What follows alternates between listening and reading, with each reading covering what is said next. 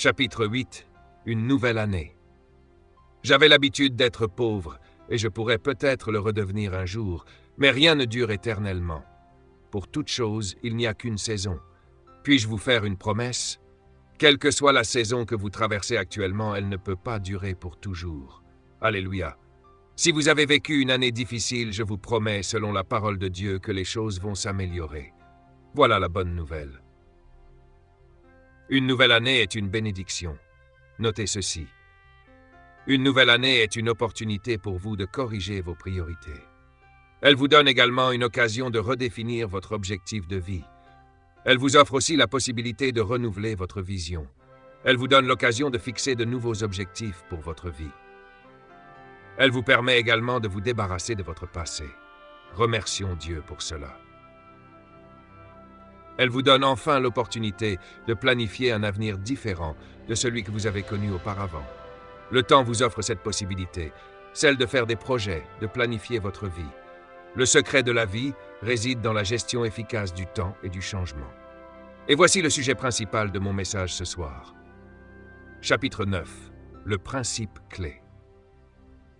La clé principale pour gérer le temps et le changement, c'est la planification. Vous ne pouvez pas contrôler le temps ni le changement, mais vous pouvez planifier la manière dont vous les utiliserez. Les personnes qui réussissent sont simplement celles qui planifient efficacement l'utilisation de leur temps. Quelqu'un a dit, open quote, « Si vous ne visez rien, vous ne le manquerez jamais. » Close quote. La planification crée des objectifs, elle crée des destinées, elle fixe des cibles. Sans plan, vous tirez simplement au hasard. Ne laissez pas une autre année être une année passée à tirer dans le vide. La planification est le principe le plus important de la réussite dans la vie, parce que la seule chose qui peut réguler le temps et le changement, c'est la planification. Je suis un planificateur. Suis un planificateur. Sans plan, le temps et le changement vous détruiront. Si vous ne planifiez pas ce que vous allez faire, quelqu'un d'autre le fera à votre place. La personne la plus dangereuse aux Bahamas est un homme appelé Allons-y. Vous connaissez tous ce personnage. Allons-y faire ceci. Allons-y faire cela. Viens avec moi ici. Allons boire un verre. Ce allons-y peut détruire votre vie.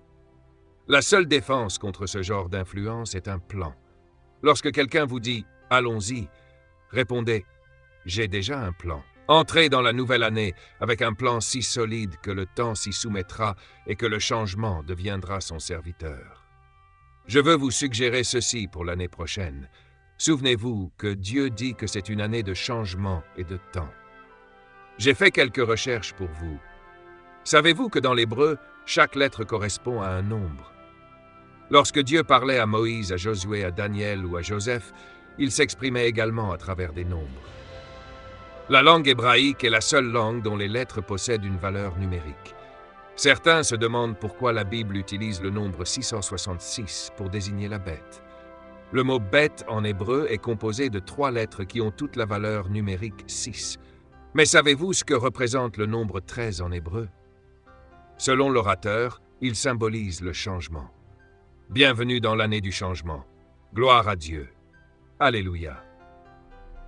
Le nombre 13 signifie également un nouveau commencement, recommencer à zéro, un nouveau départ.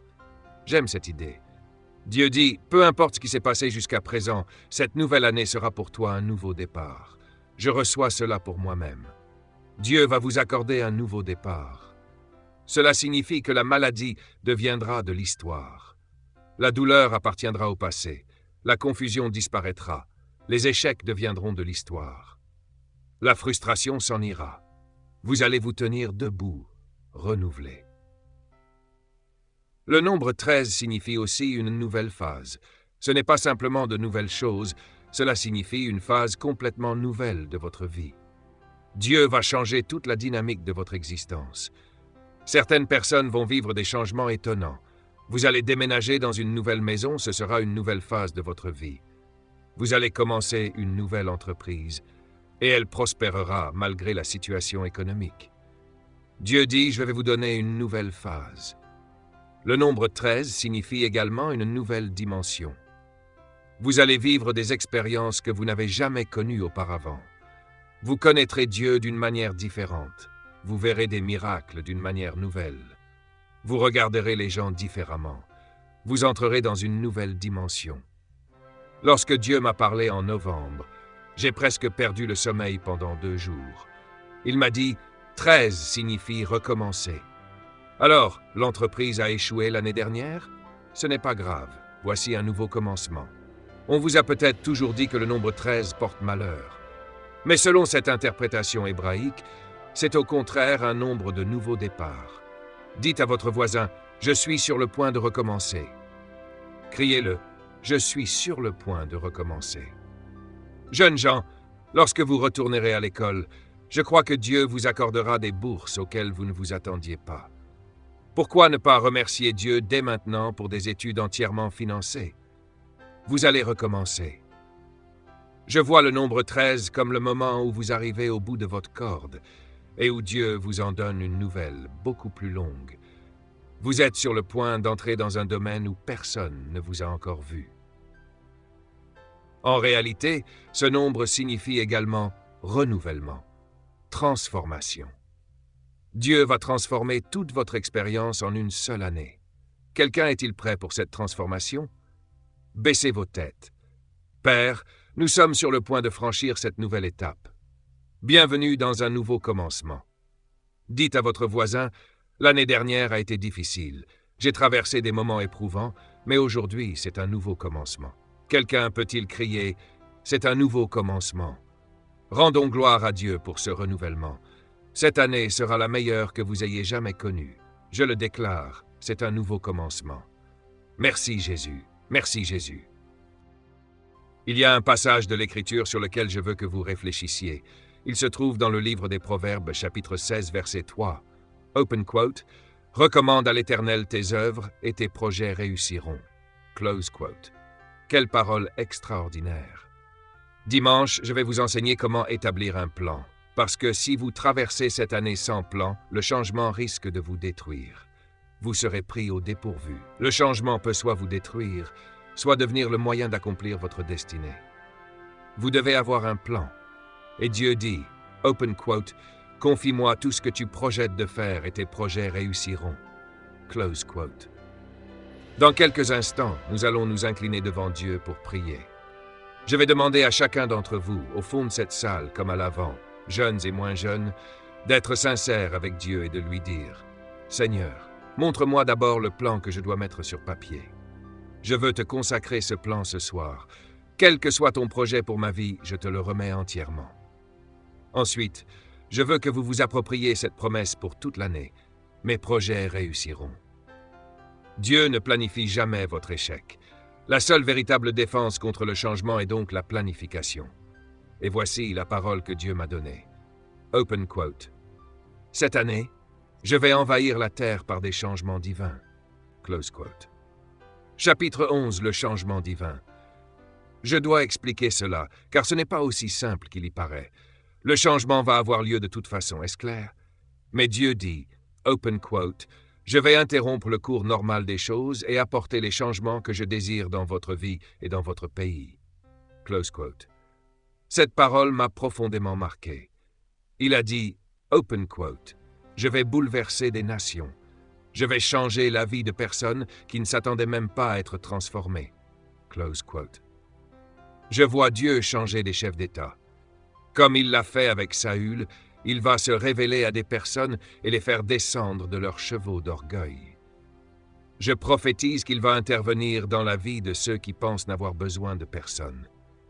Il va les rencontrer sur leur chemin. Ils seront transformés et invoqueront le nom du Seigneur. Le changement sera divin.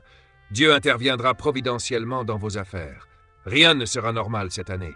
Dieu dit, open quote, « Je vais me placer au milieu de vos situations et changer des choses que personne ne croyait possibles. » Close quote.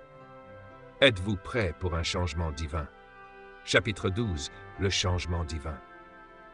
Puis le Seigneur m'a parlé et m'a dit, open quote, « Dis au peuple que ce ministère est sur le point d'entrer dans une nouvelle dimension. » Close quote. Il m'a ensuite donné ces instructions. 1. Planifiez votre année en détail. Prenez en compte chaque jour. Planifiez votre année minutieusement selon la vision que Dieu placera dans votre cœur. 2. Prenez l'initiative. En d'autres termes, faites le premier pas. N'attendez pas que le changement arrive. Soyez ceux qui provoquent le changement. Vous ne serez pas des victimes du changement. Vous serez des initiateurs du changement. Et attendez-vous à ce que ce changement travaille en votre faveur. Dieu dit, open quote, « Engagez-vous à effectuer les changements que vous désirez voir dans votre vie. » Close quote. En d'autres termes, planifiez le changement que vous souhaitez voir et je l'accomplirai. Dieu dit, open quote, « Planifiez le changement que vous voulez voir. Ne laissez pas le changement vous transformer. Transformez le changement. » Close quote. Il a également dit, open quote, « Honorez-moi chaque jour. » Close quote. Je veux que vous veniez à moi chaque matin cette année et que vous me demandiez, open quote, « Seigneur, quel est ton plan pour cette journée? » Close quote. Car il y aura des interventions divines. Dieu va interrompre certaines choses. Vous devrez lui parler chaque jour cette année, car lorsque vous vous réveillerez le matin, il pourra modifier votre programme. Alléluia. Chapitre 13, la confirmation. Si vous pensez que cela ne vient pas de Dieu, je vais vous montrer sa confirmation. Venez ici, monsieur. Venez. Tenez-vous derrière cet homme et levez les mains. La puissance de Dieu va vous toucher. Vous avez prié toute cette année pour que Dieu apporte un changement dans votre vie. Vous pensiez que tout ce qu'il vous avait promis était retardé. Mais aujourd'hui, un nouveau commencement arrive dans votre vie. Au nom de Jésus, je le libère maintenant. Seigneur, ouvre la porte qui était fermée sur cette famille, au nom de Jésus. Qu'un miracle se produise aujourd'hui, au nom de Jésus. Merci, Seigneur. Père, guéris également ce corps, au nom de Jésus. Je reprends l'esprit de maladie, tu ne mourras pas, tu n'auras pas de cancer. Je change cela, dit le Seigneur. Je change cela. Réjouissez-vous. Alléluia, alléluia. Regardez le témoignage qui va suivre. Chapitre 14. La partie difficile. Vous et moi devrons être ceux qui établissent les plans. Et maintenant vient la partie difficile. Le Seigneur dit que non seulement vous deviendrez des personnes qui planifient le changement dans leur propre vie, mais aussi que ce ministère initiera publiquement le changement dans la nation. Je dis cela avec beaucoup de crainte. Je suis profondément impressionné par cette responsabilité, parce que notre ministère, depuis les 34 dernières années, notre ministère a été à l'origine du changement dans notre pays. Mais nous n'avons jamais pris la décision intentionnelle de transformer la nation. À partir d'aujourd'hui, la nation ne connaîtra plus de repos. Dieu dit que notre pays est entre nos mains. Écoutez-moi attentivement, cela m'effraie profondément. Dieu m'a dit, open quote, « La deuxième partie de votre vision est sur le point de commencer. » Close quote. La première partie consistait à transformer des disciples en leaders. Il a dit, open quote, « Vous avez bien accompli cette mission. » Close quote. Maintenant il dit, open quote, « Vous allez transformer ces leaders en agents de changement. » Close quote. Cela signifie que nous ne resterons plus silencieux. Chapitre 15. La déclaration. Je veux que vous écriviez ceci. 2013, l'année du changement et des nouveaux commencements. C'est également le thème de notre année. Open quote. Le leadership du royaume pour transformer la société. Close quote. Telle est notre mission. Ce pays fera l'expérience de l'esprit d'Esther. Ce pays fera l'expérience de l'esprit de Joseph. Ce pays fera l'expérience de l'esprit de Daniel. Votre pays connaîtra Joseph. Votre pays connaîtra Esther. L'esprit qui anime ce ministère sera le même esprit qui reposait sur Esther. Open quote. Si je dois périr, je périrai, mais j'irai sauver mon peuple. Close quote. Amen. Voilà notre mandat. Nous transformerons la société par le leadership du royaume. Dieu nous expliquera davantage cela. Notre objectif est simple. Nous conduirons le changement spirituel et social au niveau national. Cela commence maintenant. La voix prophétique de Dieu reviendra dans le pays. Le diable n'agira plus librement. Il rencontrera la voix de Dieu dans chaque situation.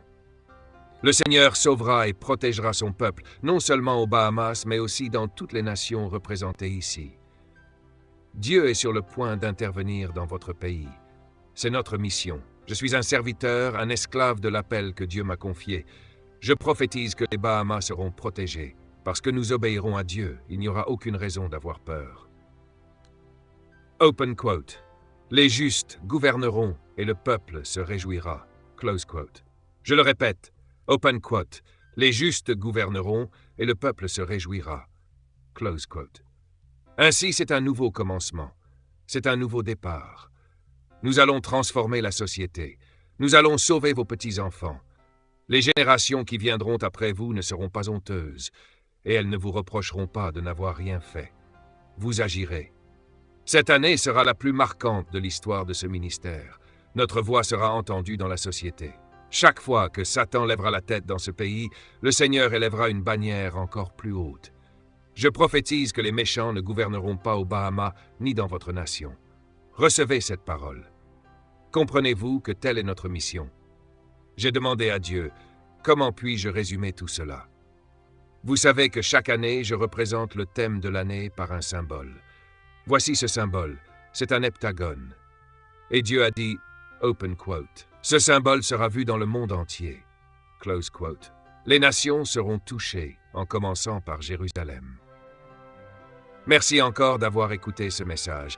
Nous espérons qu'il a été une bénédiction pour vous.